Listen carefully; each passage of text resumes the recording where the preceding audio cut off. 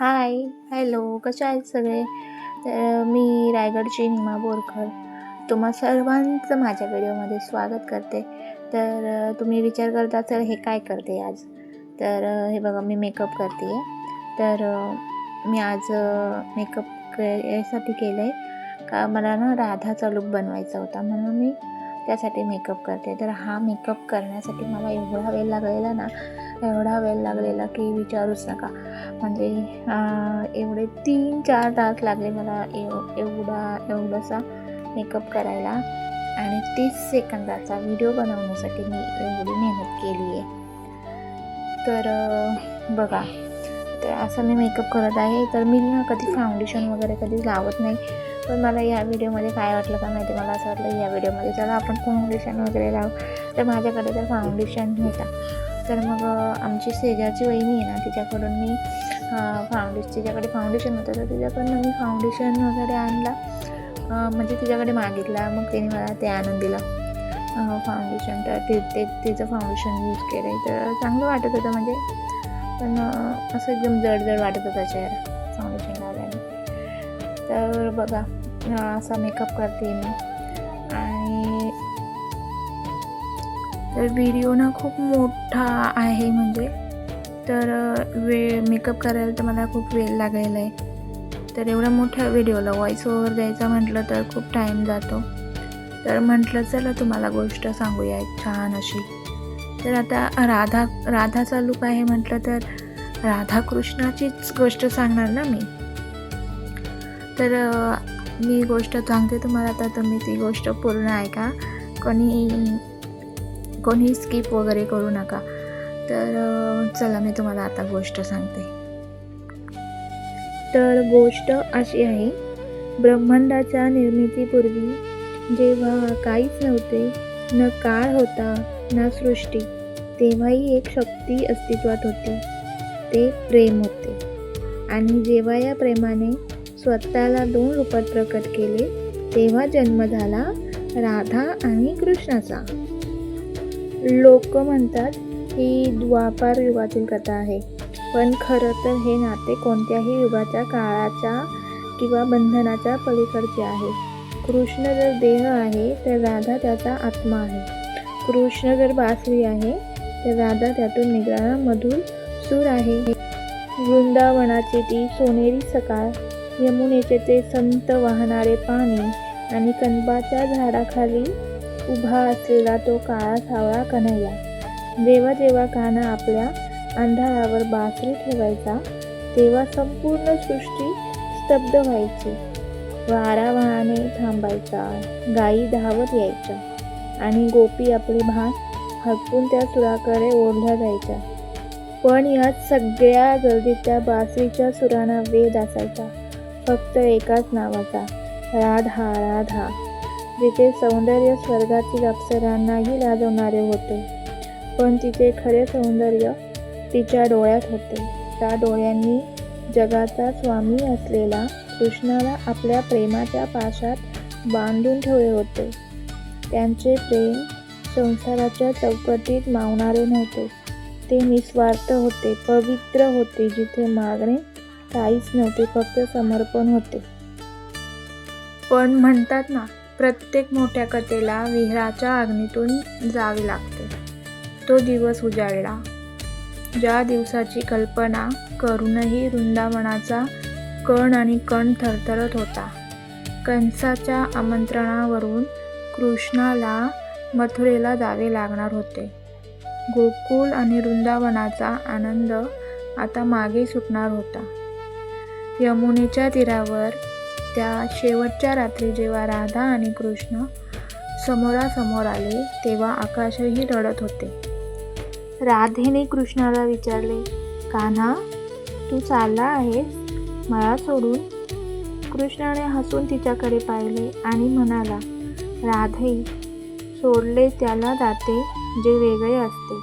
आपण तर एकच आहोत. मी कुठेही गेलो तरी तुझ्यापासून दूर कसा जाऊ शकेन? कृष्णाने आपली ती लाडकी बासरी राधेच्या हातात दिली आणि तो तिचा आणि वृंदावनाचा निरोप घेत होता. रथ पुढे निघाला. आणि मागे उरली फक्त यमुनेची शांतता आणि राधेच्या डोळ्यातील अश्रू. कृष्ण मथुरेला गेला. त्याने कंसाचा वध केला. तो द्वारकेचा राजा झाला, जगद्गुरू झाला. त्याने महाभारताचे युद्ध घडवून आणले आणि जगाला गीता सांगितली. पण या वैभव आणि कर्तव्याच्या प्रवासात कृष्ण कधीही वृंदावन विसरू शकला नाही. तिकडे वृंदावनात राधेनेही विरहाची एक मोठी तपस्या सुरू केली होती. तिने कृष्णाच्या आठवणीत आपले आयुष्य घालवले. तिच्यासाठी कृष्ण राजमहालात नव्हता, तर तो तिच्या हृदयात, तिच्या प्रत्येक श्वासात. शारीरिक अंतर कितीही असले तरी आत्मिक पातळीवर ते कधीच वेगळे झाले नव्हते. वर्षामागून वर्ष सरली, काळ बदलला. शेवटी जेव्हा राधेची या पृथ्वीवरील वेळ संपत आली, तेव्हा ती पुन्हा एकदा कृष्णाला शोधत निघाली. आणि कृष्णही आपले सगळे वैभव, आपले मोठेपण सोडून आपल्या राधेसाठी धावत आला. त्या शेवटच्या क्षणी राधेने कृष्णाकडे एकच इच्छा व्यक्त केली, मला तुझी ती बासरी पुन्हा एकदा ऐकायची आहे. कृष्णाने बासरी ओठांना लावली. विरहाचे सगळे वर्ष त्या सुरामध्ये विरघळून गेले. तो सूर इतका अलौकिक होता की तो ऐकता ऐकता राधेने आपला देह सोडला आणि ती कृष्णाच्या आत्म्यात विलीन झाली.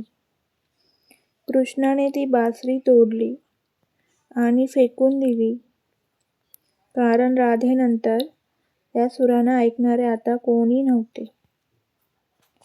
आज युगे उलटून गेली, तरीही राधा कृष्णाचे प्रेम अमर आहे. म्हणूनच जेव्हा जेव्हा देवाचे नाव घेतले जाते, तेव्हा कृष्णाच्या आधी राधा जोडले जाते. आपण कृष्ण राधा नाही, तर राधा कृष्ण म्हणतो. हे प्रेम शरीराचे नव्हते, तर आत्म्याचे होते. हा विरह नव्हता, तर मिलनाची सर्वोच्च अवस्था होती. राधा आणि कृष्ण दोन नावे, पण एकच अस्तित्व. तर कशी वाटली तुम्हाला माझी गोष्ट? नक्कीच कमेंट करून सांगा. गोष्ट संपली, पण माझा व्हिडिओ काही संपत नाही आहे. अजून किती व्हॉइस ओव्हर देऊ, तरी अजून मेकअप काही माझा संपत नाही आहे. तर बघा आता तुम्ही पुढचा व्हिडिओ पण कसा वाटतोय. याच्यानंतर पण मला हा मेकअप झाल्यानंतर परत दुसरा हाच मेकअप परत पुसून टाकून परत दुसरा साधा मेकअप करायचा होता. तो मेकअप पण पुढे आहे, तो पण बघा तुम्ही. इकडं प्रांजळची लुडबुड चालू आहे. तर बघा मी कसं मेकअप केला आहे, कशी दिसते कशी नाही, तुम्ही सगळे मला कमेंट करून सांगा. आणि तुम्हाला माझी गोष्ट आवडली की नाही, माझा मेकअप आवडला का नाही, माझा लुक आवडला का नाही, आणि मी कशी दिसते ते पण सांगा.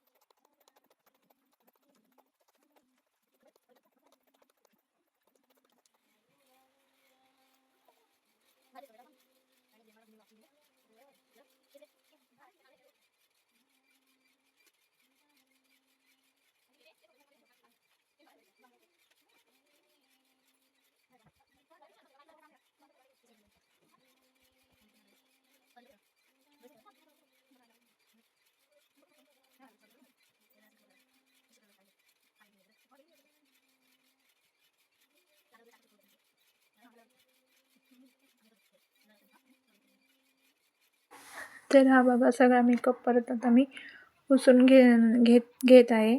आणि हा सगळा मेकअप पुसल्यानंतर परत मी आता दुसरा लुक तयार करणार आहे. म्हणजे साधा एकदम असा सिंपल असं व्हाईट साडीमध्ये, कारण त्या व्हिडिओसाठी मला तसा लुक हवा होता, म्हणून मला त्याचा लुक बनवायचा आहे. तर बघा तुम्ही व्हिडिओ पुढे पण. Bye bye.